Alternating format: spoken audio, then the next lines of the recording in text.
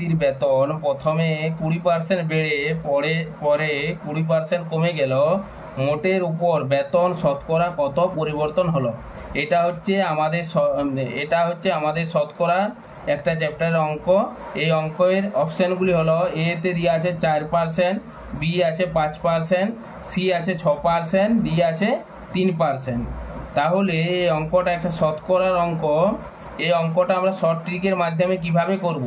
প্রথমে যদি বেতন 20% বেড়ে যায়, পরে আবার বেতন যদি 20% কমে যায়, তাহলে আমাদের আলটিমেটলি বেতন কমবে, অর্থাৎ শতকরা বেতনে আমাদের কম হবে। কিভাবে এই অঙ্কটা করব?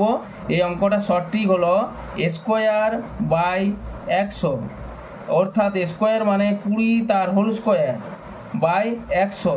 আমরা জানি 20 স্কোয়ার মানে 400 বাই 100। 400কে 100 দিয়ে কাটাকাটি করলে হবে 4, অর্থাৎ আমাদের বেতন 4% কমে যাবে, অর্থাৎ option number A right answer.